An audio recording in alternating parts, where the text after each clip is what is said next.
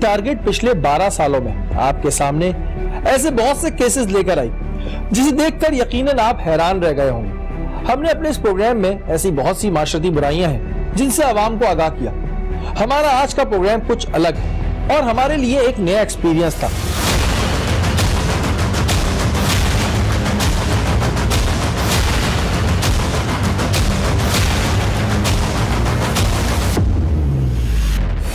Hypnotism यानी किसी आदमी को मुतासिर करना।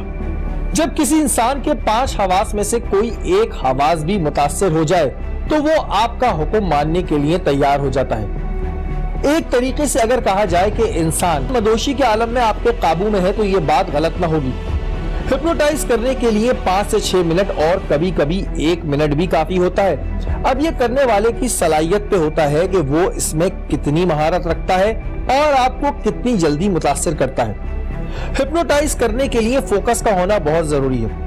हिप्नोटाइजेशन दिमागी अमराज की बीमारियों का इलाज करने के लिए की जाती है और पाकिस्तान में ये कोर्स सिर्फ यूनिवर्सिटीज में कराया जाता है और ये चीज सीखते वक्त डॉक्टर साहिबान से ये ओत दी जाती है कि वो इसका कभी गलत इस्तेमाल नहीं करेंगे और इस शोबे से ताल्लुक रखने वाली एसोसिएशन इस चीज का इख्तियार रखती है कि अगर कोई शख्स इसका गलत इस्तेमाल करे तो वो उसका लाइसेंस कैंसिल कर सकती है।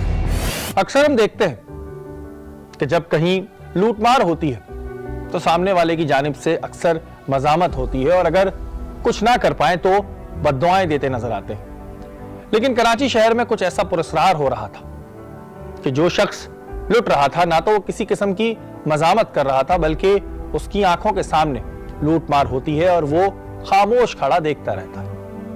आखिर ऐसा क्यों हो रहा था? सोशल मीडिया पर वायरल होने वाली कुछ वीडियोस ने तो शहर भर में तहलका मचा दिया था। एक बुजुर्ग इंसान एक औरत और एक बच्चे के साथ दुकान में जाते हैं और कुछ देर बाद वो सामने खड़े शख्स के कैश काउंटर में हाथ डालकर पैसे निकालते हैं और इसकी आंखों के सामने बड़े आराम से चले जाते हैं। ऐसी बहुत सी वीडियो सोशल मीडिया पर वायरल होने लगी जो हमारी आंखों के सामने से गुजरी। इन वीडियोस में साफ देखा जा सकता है कि ये बुजुर्ग इंसान कितने आराम से कैश काउंटर से पैसे निकालता है और सामने वाले शख्स में इतनी हिम्मत नहीं होती कि वो उसको रोक सके। आखिर ये शख्स के पास ऐसी कौन सी तिलिस्माती ताकत थी जिससे ये अवामुन नास को लूट रहा था। हमने अपने माजी के कुछ केसेस की स्टडी करना शुरू की। ऐसा ही एक खवातीन का गैंग आज से काफी सालों पहले निकला करता था और घरेलू खवातीन को हिप्नोटाइज करके लूट लिया करता था। लेकिन फिर वो गैंग अचानक गायब हो गया क्योंकि उस वक्त सीसीटीवी सहूलत मुयस्सर ना थी। इस वजह से वो पुलिस के हाथ भी ना आ सका। अब सवाल ये था कि आखिर ये शख्स कौन है और इसके पास ऐसी कौन सी ताकत है जिसका ये इस्तेमाल कर रहा है। एक खौफ और हिरास की फिजा थी। कब कौन इसका शिकार बन जाए ये किसी को मालूम नहीं था। एसपी जमशेद टाउन इस केस को सॉल्व करने के लिए मसरूफ अमल थे। इस शख्स की इंक्वायरी की जा रही थी लेकिन इसका कोई रिकॉर्ड हमारे सामने नहीं आ रहा था। आया ये शख्स पाकिस्तानी था या नहीं इसका भी रिकॉर्ड अभी तक सामने नहीं आया था। एसपी जमशेद टाउन ने फौरी तौर पर अपनी टीम को हिदायत दी कि इस केस को फौरी तौर पर सॉल्व किया जाए। फिरोजाबाद जहां पर ये कार्रवाइयां अमल में आई थी वहां के एसएचओ औरंगजेब खटक ने इस शख्स का सुराग लगाने के लिए अपने मुखबिरों का जाल बिछा दिया।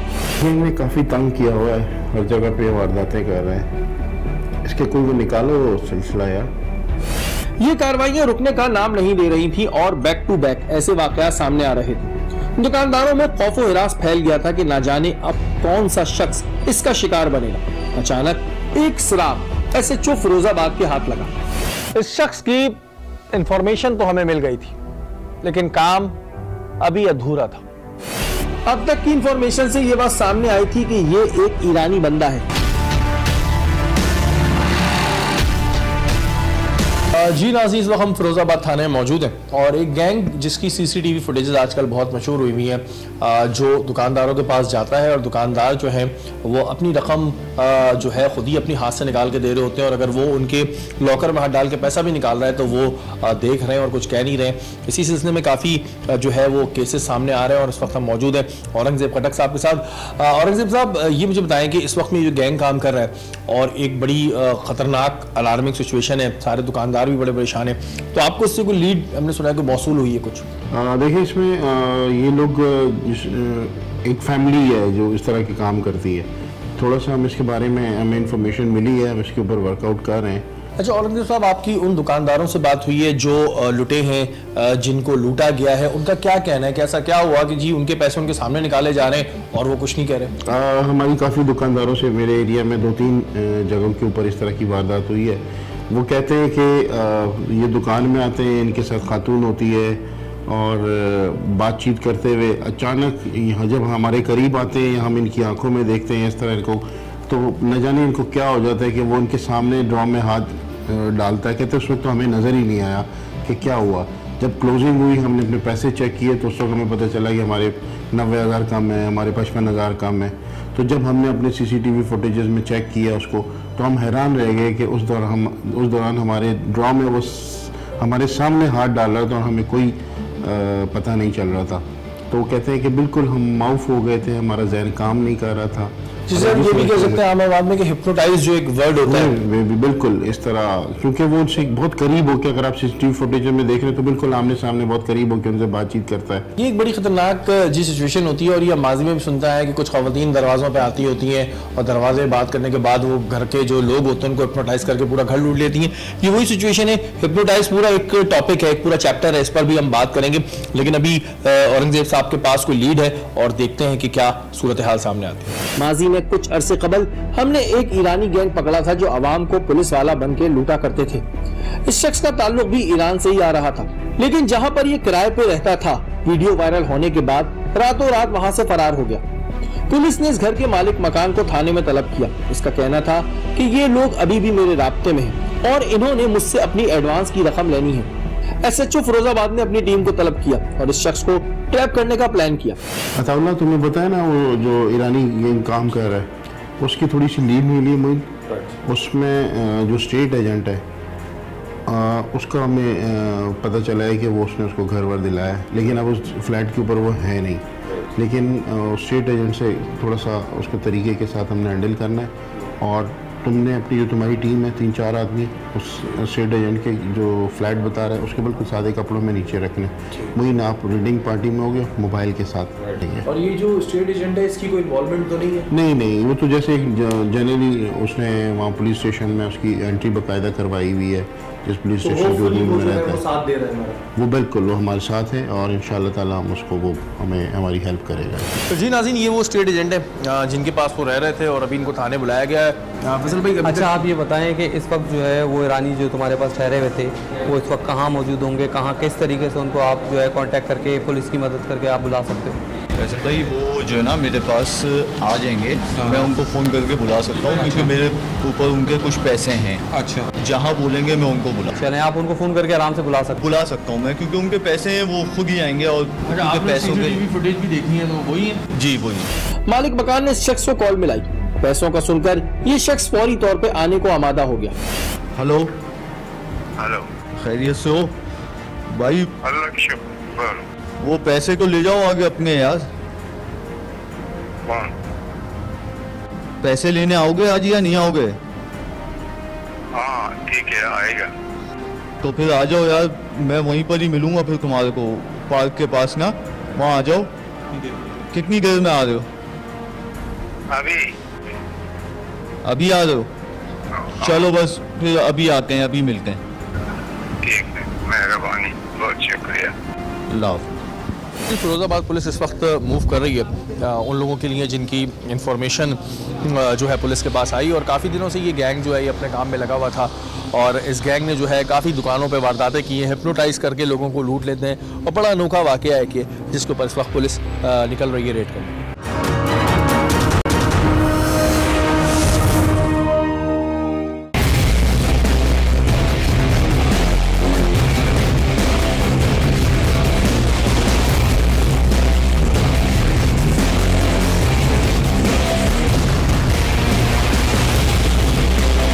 हमने पुलिस टीम के साथ इसकी बताई हुई जगह को कैप्चर कर लिया।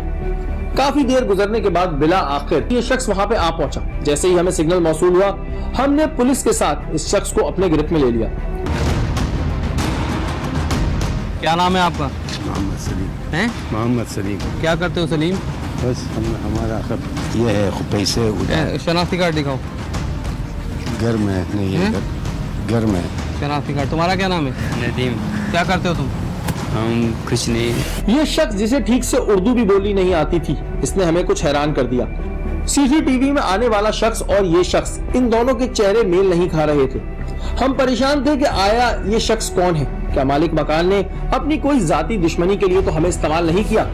कहाँ से हो तुम? किधर से हो? इलाका कौन सा है तुम्हारा? क्वेटा। कितने जने थे? 35,000। और अचानक निकले थे। इसका घर छोड़ के क्यों चले गए तुम लोग?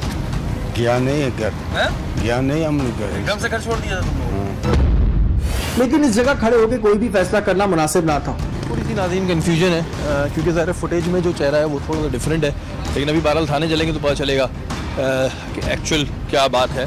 और क्योंकि जो अभी तक जो स्टेट एजेंट है उसका यही कहना है कि जो सीसीटीवी फुटेज में लोग हैं वो यही है।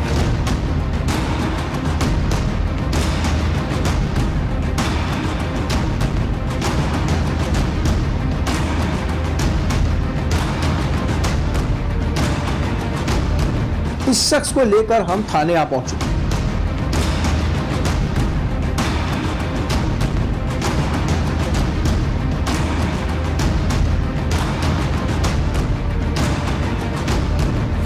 एसएचओ फिरोजाबाद से लेकर थाने का पूरा अमला और हम भी इसी बात पे परेशान थे कि आया ये शख्स वो है कि नहीं, क्योंकि इन दोनों का चेहरा मेल नहीं खा रहा था। ये वो सीसीटीवी फुटेज वाला? जी सर, सीसीटीवी फुटेज। ये इसका फेस मिल नहीं रहा उसके बंदे से, कोई फेस तो मिल रहा है लेकिन उसमें तो एजेड लग रहा था, ये तो बिल्कुल यंग लग रहा है अभी। कितनी एज है आपकी? एज कितनी है? उम्र 61 ईयर्स। 61 ईयर्स। तो सीसीटीवी फुटेज में जो डकैतियां मारो तुम ही हो? नहीं डकैती हम। तुम क्या करने आए थे यहाँ पे? अभी क्या करने आए? बस हम लोग यहाँ पर मकान है, घर है। मकान है, घर है, तो स्टेट एजेंसी वाले के पास क्यों आया था? किधर? स्टेट वाले के पास पैसे लेने आए थे अपने? हाँ। फिर हमने सोचा कि क्यों ना इस शख्स को एक टोपी और चश्मा लगाकर देखा जाए, जो उस वीडियो में मौजूद शख्स ने लगाया हुआ था। इसको जरा करवा के देखते हैं। देखें उसका टोपी है किसी के पास? जैसे ही टोपी और चश्मा लगा तो कुछ जादू सा हो गया। सीसीटीवी में आने वाला शख्स और ये शख्स दोनों ही मैच कर गए। ये वही है, ये उसी अब मिल रहा है इसका चेहरा।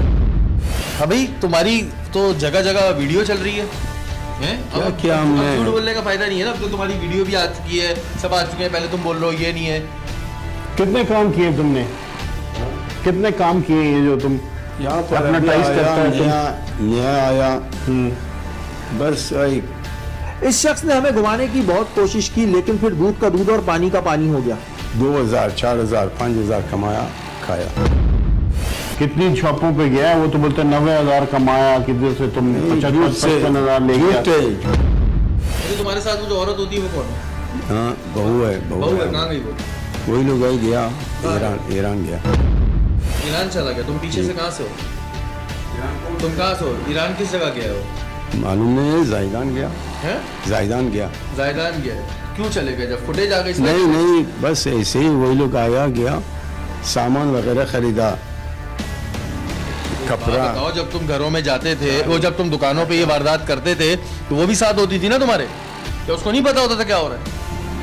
हाँ, बताओ ना उसको क्या हो रहा है। जी, वो भी शामिल थी ना? शामिल था, गया वही लोग, खाना पीना। तो तुम कैसे करते थे? तुम अमल करता है? क्या करता है तुम? नहीं, अमल यही है स्टोरी। क्या अमल तुमने कहीं से सीखा है कोई? इसने हमें बताया कि लोगों को हिप्नोटाइज करना जानता है और ये काम इसने अपने आबाओ अजदाद से सीखा है। हिप्नोटाइज करते हैं, तुमने कहाँ से सीखा है? मालूम नहीं है, 100 साल हुआ पहले। हमारा बाप दादा खानदान खानदान है, तो खानदानी अमल है तुम्हारे पास? वो थे जैसा ही हमारा लोग वो थे, लाखों। अच्छा, इसमें क्या होता है जब तुम एक बंदे से पैसे ले रहे हो, तो जब वो एक बंदे के तुम गले में हाथ डाल के पैसा निकाल रहे हो तो वो क्यों कुछ नहीं कर पाता? मतलब वो माउफ हो जाता है, उसको ब्लैंक हो जाता है, क्या हो जाता है पूरा? मालूम क्या तुम्हारे पास क्या टेक्निक है? तुम कोई अमल पड़ता है उसके ऊपर? हम लोग भाई जाते था उधर पैसा सामान वगैरह खरीदने, बाद में 1000 तुम उसके ड्राम में हाथ डालते हो? तुम उसके जैसे तुम उसके ड्राम में हाथ डाल रहे? पैसे इधर ही हाथ से क्या करते हो तुम? हम कपड़े के काम बाहर करते। क्या करते हो कपड़े का काम? Belgium, Malaysia, Bangkok. Belgium, Malaysia, Bangkok. ये कौन है तुम्हारा? अब्बू है, वालिद। अब्बू है? तो तुम्हें नहीं पता तुम्हारा अब्बू क्या काम करता है? मैं तो अभी 1 महीने से आया एक हुआ। महीने में तुम्हें नहीं पता तुम्हारा अब्बू क्या काम करता है? पहली दफा थोड़ी कर रहा है। तुमने दुबई मलेशिया हम लोग गया दुबई मलेशिया में भी किया है। हाँ किया। पहले हमें सच से एक बात बताओ, तुम्हारे पास ये अमल कहाँ से, तुम पर खानदानी तुम्हारे पास आ रहा है या तुमने कहीं से सीखा है, क्या है तुम्हारे पास? बस ये जो है ज़माना वो 1940 उस टाइम हमारे बाप दादा ऐसे ही सिखाया। इसको नजरबंदी कहते हैं ना? नहीं मतलब आंखों के आगे बिल्कुल जो भी कुछ हो रहा बंदे को पता चल रहा है। तुमसे तो बात करते हैं एक मिनट, तो तुम्हें पता है तुम्हारा बाप क्या करता है? इस दौरान पे इल्म हुआ है और सब चीज़ बढ़ गया है। इसके पास अगर तो इल्म है हम तुम्हारे बाप को? इल्म नहीं है और ये जो टेक्नोलॉजी या कुछ पढ़ते हैं वो नहीं है। तो तुम ये बताओ कि तुम लोगों ने कभी रोका नहीं इसको? क्या तुम भी यही पैसे खाते हो उसके? इसका बेटा तो इस काम को गलत ही नहीं समझ रहा था। इसका कहना था कि ये तो हम अपना पेट पालने के लिए करते हैं।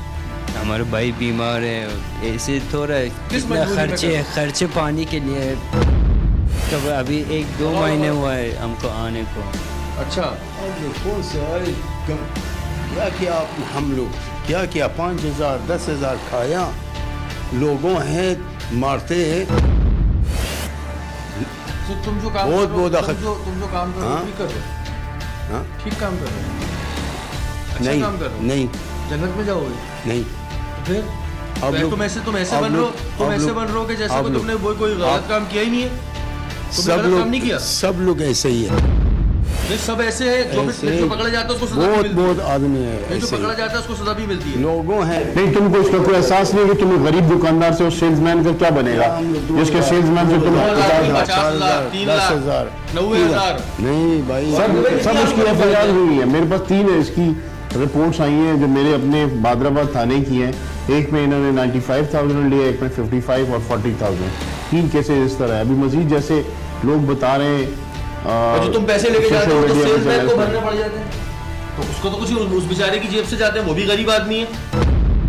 इस शख्स ने मजीद और भी इंकिशाफात किए। 30,000 का सामान 50,000 55,000 का बेचते हैं। चलो तुम एक सच बात ये इसने बड़े ये इसकी बातें सुने, इसका कॉन्सेप्ट सुने क्या? कि जी वो महंगा सामान बेचते हैं, इस वजह से हम उसको लूटते हैं, इस वजह से लूटते हैं। वो भी लूट, तो तुम भी लूटते हो? हम भी लूट, अगर हम भी नहीं लूटेगा, मर्द नहीं बोलते हैं हाँ? आजकल, मर्द नहीं बोलते हैं। सब लोग बड़े करते हैं। लूटने वाला मर्द होता है। आदमी नहीं है। हाँ, पहले से है, नहीं करो हम ये आपको मैं एक बड़ी इंटरेस्टिंग बात बताऊं, इन लोगों के नज़दीक ये कोई गलत काम ही नहीं है। और ये अभी जो इनका हिप्नोटिज्म का वो है, वो भी औरंगजेब भाई मजीद जो इन्वेस्टिगेशन करेगा उसमें ज़रूर पता चलेगा।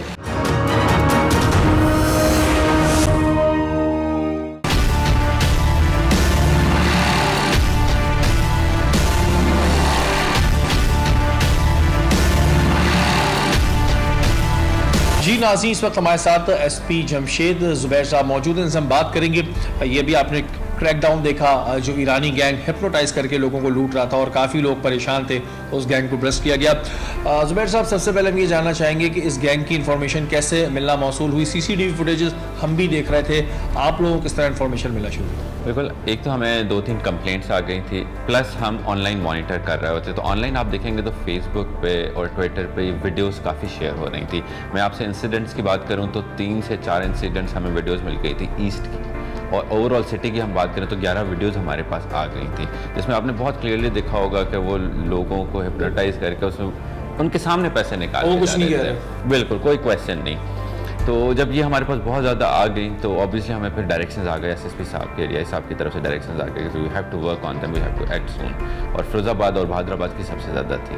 ज़ुबैर साहब, ये एक बड़ी प्रॉब्लम वाली बात है। इससे पहले भी आपके डिवीजन ने एक ईरानी गैंग पकड़ा था, जिसको हमने कवर भी किया था, जो लोगों को पुलिस वाले बन के लूट रहे थे। उसके बाद एक और इस गैंग का, आइदर अभी कंफर्म नहीं है कि ईरानी है कि नहीं है, लेकिन ईरान से इनके कनेक्शन निकल रहे हैं। तो क्या वजह है कि इनकी यहाँ पर हमारे पास कोई डाटा नहीं होता है, जो ये बड़े ईजिली क्राइम करते हैं और फिर इस तरह निकल जाते हैं? बिल्कुल, आपकी बात ठीक है। जब हमने इनका इंट्रोगेशन स्टार्ट किया तो इसमें एक औरत थी जो इनकी बहू थी बेसिकली। वो औरत जब हमने इंट्रोगेट किया, उसको लोकेट करें तो इन्होंने कहा वो ईरान से ली गई है। तो वापसली इनकी सारी गैंग की रूट्स जो है ना वो ईरान की तरफ पॉइंट आउट करती थी।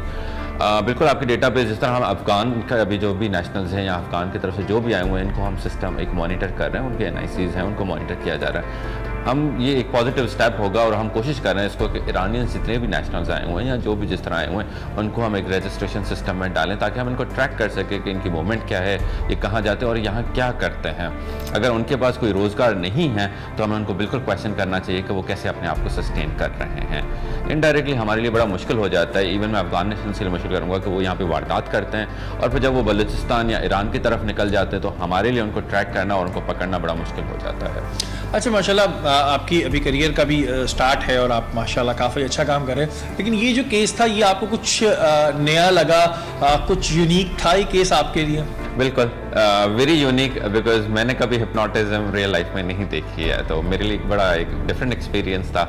एक प्रॉब्लम ये आता है हमारी कि जब कोई भी वाकया होता है तो पुलिस को एक बड़ा अहम प्रॉब्लम आता है, ये आता है कि हमें मुद्दई नहीं मिलते हैं। जो कंप्लेनेंट होता है जिसके साथ ये वाकया हुआ होता है, अगर उसका लॉस छोटा मोटा हुआ है तो कहता है जी हमें पुलिस से रिकवरी हो जाए और हम जो है वो मुद्दई नहीं बनना चाहते। तो ऐसी सिचुएशन फेस करनी पड़ती है इस तरह के केसेस में जिसमें एक लिमिटेड कोई इतना बड़ा नुकसान नहीं हुआ होता और वो कहते हैं जी हम 1 लाख या 60-70 हज़ार रुपये के पीछे कोर्ट नहीं जाना चाह रहे। ऐसा आता है देखने में? बिल्कुल, आपकी बात बिल्कुल ठीक है। इसमें जो है ना काफ़ी कंप्लेनेंट्स, मतलब इवन स्नैचिंग तो बिल्कुल नहीं, मोबाइल स्नैचिंग वाले तो आएंगे ही नहीं आपके पास। जो रॉबरीज हो जाती हैं या डकैतीज़ हो जाती हैं उसमें बड़ी मुश्किल से हमें उनको मोटिवेट करना पड़ता है कि आप अपनी FIR लेके आए। पुलिस को बार बार कहा जाता है कि वो रजिस्ट्रेशन नहीं कर रही, वो ट्रैक नहीं कर रही।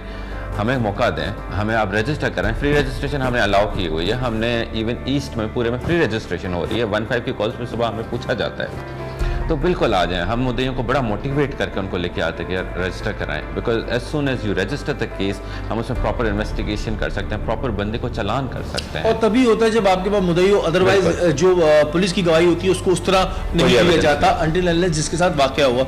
अभी आगे क्या प्लान्स हैं? थोड़े से हम ये भी देख रहे हैं all over Karachi street crime के कुछ वाकयात ज़्यादा आ रहे हैं, उस लिहाज से आपने अपने डिवीजन में क्या प्लानिंग्स की हैं? किस तरह आप लोगों ने स्नैप चेकिंग बढ़ाई है, क्या मॉनिटरिंग की है? इनडायरेक्टली मैंने क्वेश्चंस किए, मैंने बीट और सब बीट बनाई हुई है। मतलब आप सिंधी मुस्लिम को एक बीट ले लें, सिंधी मुस्लिम को भी 3 पार्ट्स में डिवाइड करते हैं, तो आप समझे कि एक छोटे से पार्ट के लिए एक छोटी सी टीम वो रिस्पॉन्सिबल हो गई है।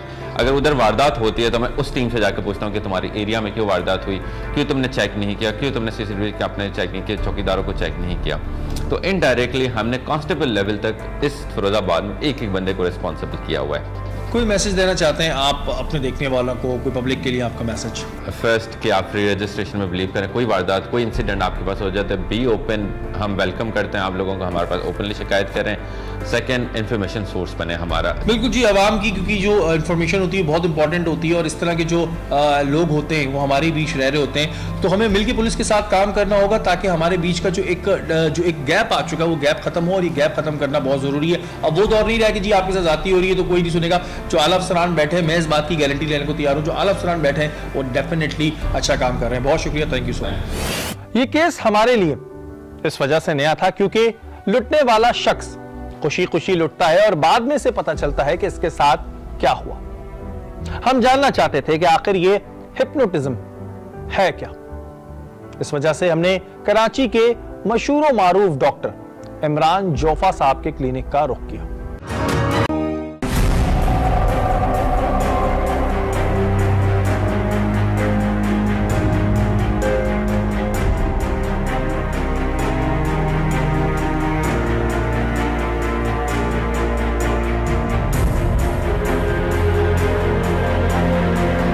हम डॉक्टर इमरान की क्लिनिक में मौजूद हैं और हमने इनसे हिप्नोटिज्म के हवाले से कुछ सवालात किए। जी नाज़रीन, वक्त हमारे साथ डॉक्टर मोहम्मद इमरान साहब मौजूद हैं, किसी तारुफ के मोहताज नहीं है और बहुत अच्छा काम कर रहे हैं अपनी फील्ड के हवाले से।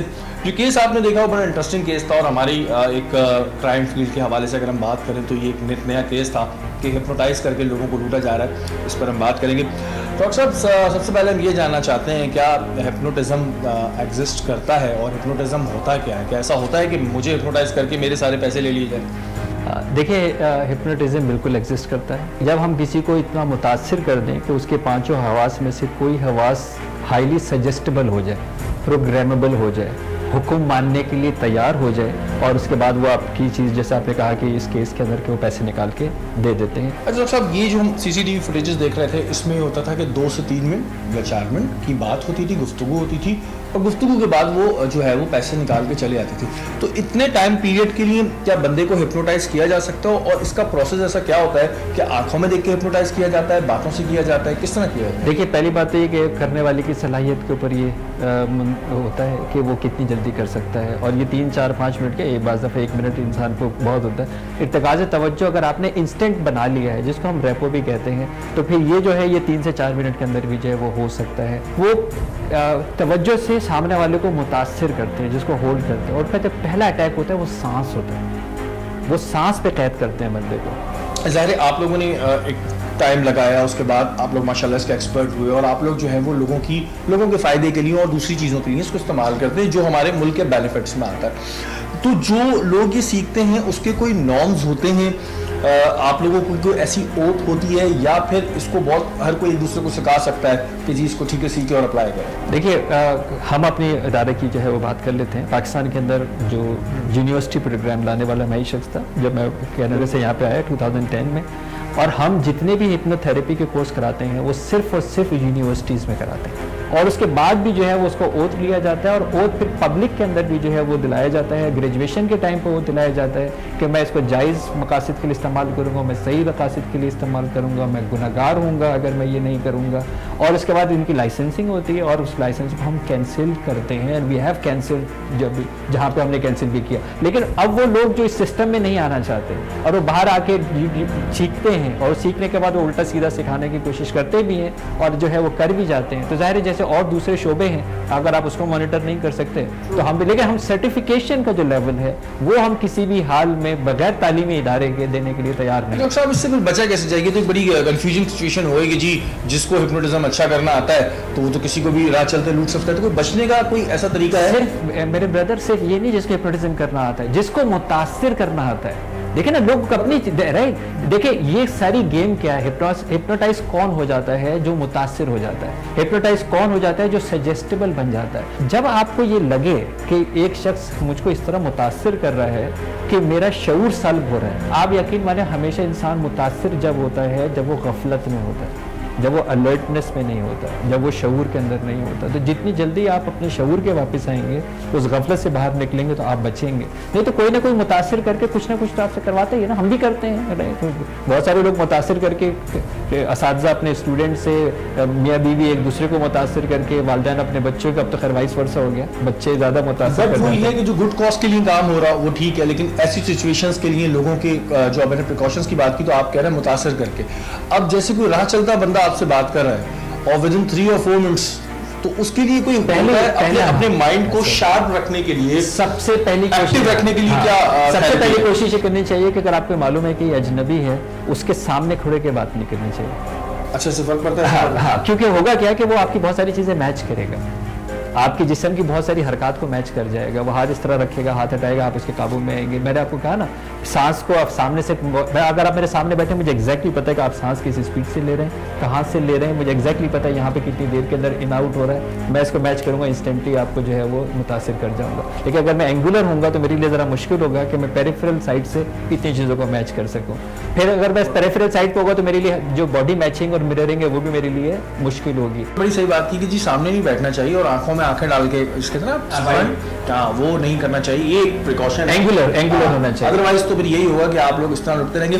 हम ये जानना चाहते थे कि हिप्नोटाइज का अमल है क्या, इसकी कोई हकीकत है या फिर ये सिर्फ बातें हैं। इस वजह से हमने डॉक्टर साहब से दरखास्त की कि वो डेमो के तौर पर हमें हिप्नोटाइज करें।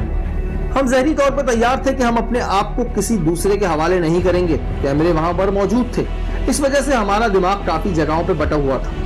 लेकिन जब यह अमल शुरू हुआ और कुछ देर गुजरी, मैं एक कला में चला गया और मुझे खुद भी याद नहीं। तुम्हारा लाशऊर लेकर जाएगा तुमको तो खुद ब खुद उस पहली याददाश्त पे, जहाँ पे तुम ये बता सकोगे कि तुम्हें वो पहला तोहफा जिंदगी के अंदर क्या मिला था, तुम्हारी एज क्या थी और तुमने उसकी उस वक्त क्या कैफियत थी, कौन लोग थे और किस तरह तुमने इसको एंजॉय किया था। 1 2 3। रिकॉर्डिंग देखने के बाद मुझे ये बात याद नहीं थी कि ये बातें मैंने कब कही। यानी अगर हमारा दिमाग बटा हुआ ना होता और वहां पर सिर्फ हम 2 लोग होते तो ये अमल पूरी तरह काम कर जाता। हिप्नोटिज्म का अमल ज़हनी अमराजी बीमारियों को दूर करने के लिए किया जाता है, लेकिन कुछ लोग इसे सीखने के बाद इससे लोगों को नुकसान पहुंचाने लगते हैं। माजी में अगर हम जाएं तो ऐसे कई पीर फकीर हैं जिन्होंने लोगों को हिप्नोटाइज करके घरों के घर तबाह कर दिए। हमने अपने प्रोग्राम में कुछ आपको इस हवाले से एहतियाती तदबीरें भी बताई हैं और उम्मीद करते हैं कि आप इस पर अमल करेंगे। अगर आपके इर्द गिर्द कोई भी गैर कानूनी काम हो रहा है, फिर आप टारगेट की टीम का हिस्सा बनना चाहते हैं, तो हमें ईमेल कीजिए। हमारा ईमेल एड्रेस इस वक्त स्क्रीन पे आ रहा है। अगले हफ्ते फिर हाजिर होंगे, तब तक के लिए अपने मेजबान शहरी को इजाजत दीजिए।